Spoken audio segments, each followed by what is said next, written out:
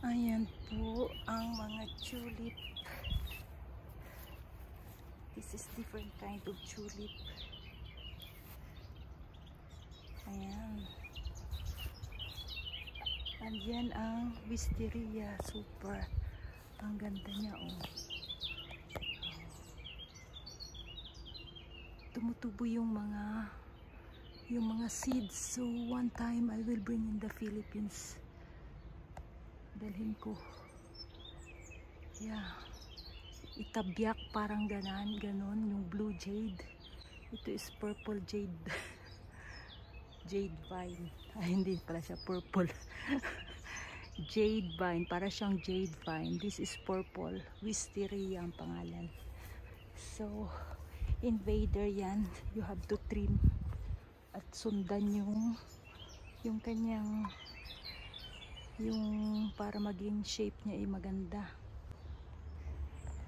Ayan. This is Pierre Durungsar or Eden Rose. Ang ganda niya. This is Petunia naman. Petunia. Gusto ko to kasi lagi siyang namumulaklak non-stop. Oh. Ayan. Open na din siya. This is also very nice. Para siyang wild. Look at the flowers. So nice. This is perennial. So, bumabalik pagka spring. And of course, ito na yung mga milk ko. Ang dami na nila, oh.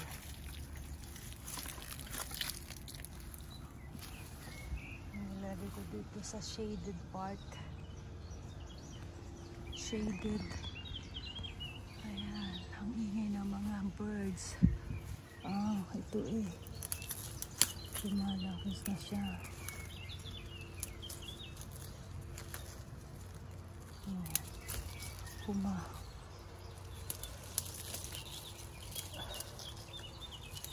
Umaakyat na sa aming bakuran. Yan ang wisteria, oh. Inilagay ko siya dyan so may dekorasyon ng aking tree, diba? Pinalibot ko lang siya dyan. Ito yung vine niya. Next year may bulaklak na siguro yan. Bagong creation ko para may bulaklak itong prunes.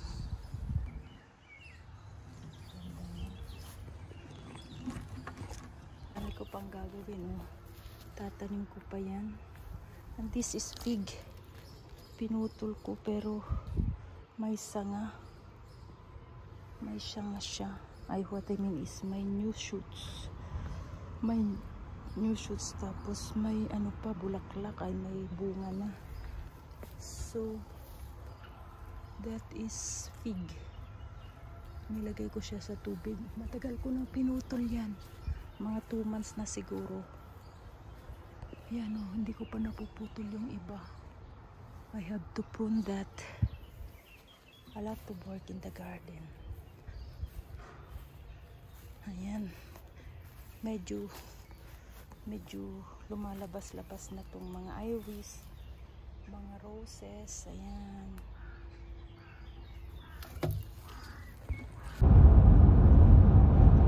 Ganda ng ating bundok dun, oh. May castle. Ayun, ganda. Ganda ng view. Mamimitas po tayo ng edible flowers sa garden. Ang number 1 is, ang pitasin natin is tulip. Mitas tayo ng tulip. Paano ba yung accessible na tulip? Masyadong malayo. Ito, isang tulip. Oh, ito, isa tulip. Kainin natin, puting tulip. Yan. Puting tulip. Hanap pa tayo ng edible. Ito, edible din to. Yan.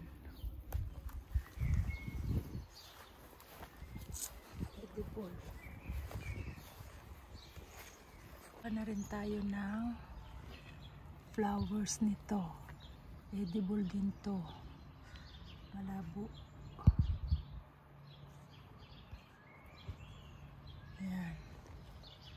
This wisteria. Alam yung Madridi cacao.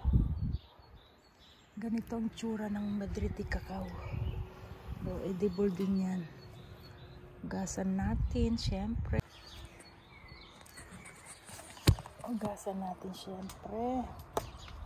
Ang ating, marami pa dito. This is arugula flowers. Ito. At saka flowers din na ano ba ito? Duset sinasabi nila. Lagay na rin natin. Nahugasan ko na yan, and then I will wash this. I will wash mga tulip.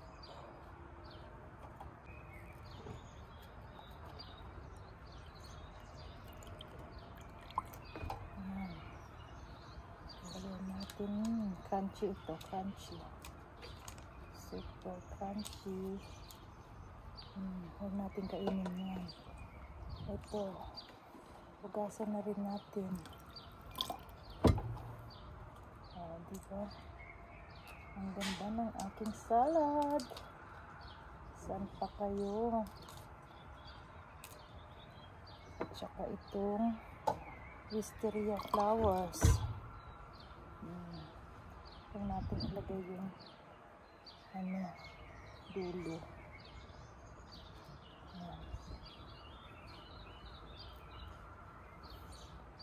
Ilagay na rin natin itong mga bulaklak.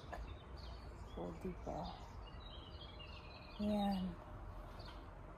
Borage. Halu-haluin. Halu-haluin. Oh, wow. Ang ganda ng aking salad naman na yan. Oh, diba? Colorful. Ang aking salad. Where is my malabo kasi nasa lilim tayo. Hindi gaano nakikita ang kanyang bulaklak kasi nasa lilim because of the umbrella. Colorful, diba? Sarap nito. Sarap. You try it. You try it. Tulip salad with arugula, lettuce,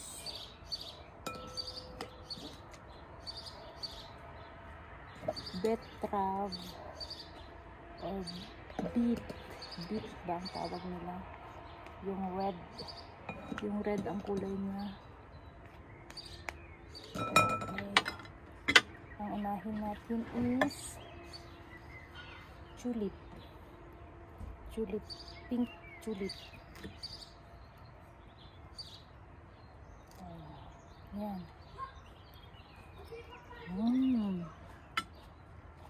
Crunchy siya, guys.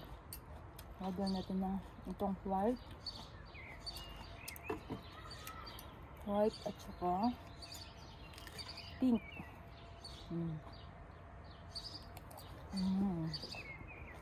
Crunchy. Lalo na pagka bago pa lang siya.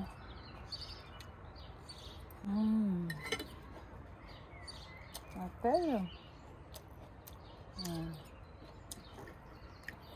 Ito naman is wisteria.